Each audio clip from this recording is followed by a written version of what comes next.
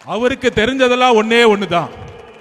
நம்ம அண்ணன் சொன்ன மாதிரி SST Stalin sir tax 30% commission அடிக்க மட்டும்தான் ஸ்டாலின் சார் ஐயா அவருக்கு தெரியும். வேற ஒண்ணுமே தெரியாது. பட்ஜெட்ல 30% அடிச்சு 1.5 லட்சம் கோடி ரூபாய் எப்படி அடிக்கிறது மட்டும்தான் அவங்களுடைய குறிக்கோள். அப்ப இன்னைக்கு அடுத்த பிரச்சனை என்ன? நம்ம குரல் கொடுக்கிறோம்.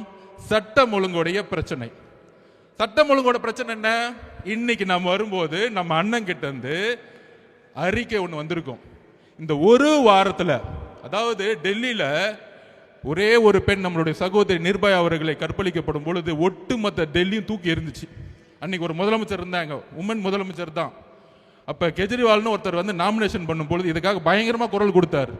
நாமினேஷன் பண்ணும்போது ஆம் ஆத்மி கட்சியை பார்த்து இவங்கெல்லாம் ஜெயிப்பாங்களா, இவங்களுக்கெல்லாம் பூத்து இருக்கா, இவங்கெல்லாம் சின்ன பசங்களாச்சு இப்படின்னு சிரிச்சாங்க. எப்போ 15 வருஷமா முதலமைச்சராக இருந்தவங்க. அதே மாதிரி ஒரே ஒரு ரேப்பு ஒட்டுமொத்த அரசையும் தூக்கி எறிஞ்சிச்சு.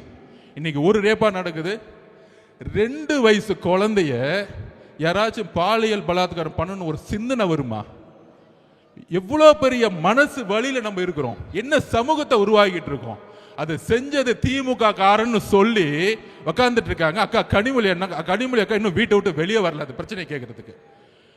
அதுக்கப்புறம் உதயநிதி அவர்கள் வரல, முதலமைச்சர் ஸ்டாலின் அவர்கள் அது பத்தியே பேசல. 2 வயசு குழந்தை பிரச்சனை முடியறதுக்குள்ள அடுத்தது மதுராந்தகத்தில், அடுத்த தூத்துக்குடியில தன்னுடைய வீட்டில் கழிவறை இல்லையா?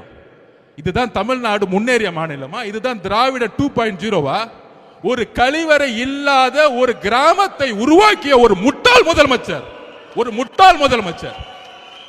இதுக்கு மேல சொல்றதுக்கு கோபமான வார்த்தைகள் எனக்கு இல்ல கிடையாது. இதுக்கு மேல ஒரு முதலமைச்சர் இதை பத்தி பேச கொடுக்க வாய் வரலன்னா ஒரு பெண் குழந்தையை பெற்று வச்சிருக்காரு. அப்ப ஒரு முதலமைச்சர் இன்னைக்கு 12ஆம் கிளாஸ் குழந்தை காலையில எந்திரிச்சு காலை கடனை கடக்க கூட முடியாத வெளியில ஒரு கழிவறை அற்ற ஒரு மாநிலம் அது. நம்ம என்ன பீகார்ல இருக்கிறோமா, யூபியில் இருக்கிறோமா? கழிவறையே இல்லாத ஒரு மாவட்டமும் கழிவறை இல்லாத கிராமங்கள் எத்தனை இருக்குன்னு முதலமைச்சருக்கு தெரியுதா இல்லையான்னு தெரியல. அப்ப கழிவறைக்கு போகாம, கழிவறைய வீட்டுல போகாம காட்டுல போகும்போது இங்க ஒரு ரேப் ஆகி வெட்டப்பட்டு நீங்க ஹாஸ்பிட்டல் உட்கார்ந்துட்டு இருக்காங்க. இதுவா தமிழ்நாடு? இதுவா பெண் பாதுகாப்பு? இதை பத்தி நீங்க அட்லீஸ்ட் பேசுனீங்களா?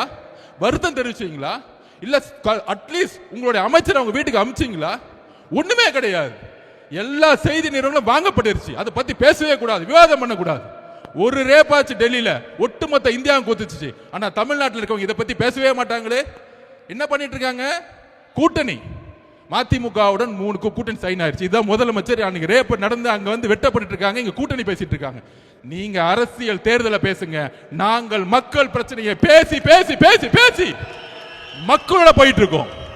நீ 22 கட்சி கூட்டணி உருவாக்கு, 32 கூட்டணி உருவாக்கு. ஆனா கூட்டணி கட்சி தலைவர் எல்லாம் கையை கட்டிக்கிட்டு மக்கள் பிரச்சனை பேசாம அமைதியா இருக்காங்க. பாத்தியா?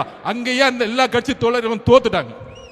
நீ 32 கட்சி வச்சுக்கோ, 42 கட்சி வச்சுக்கோங்க, தேர்தல் அரசியல் வெற்றி பெறவே முடியாது.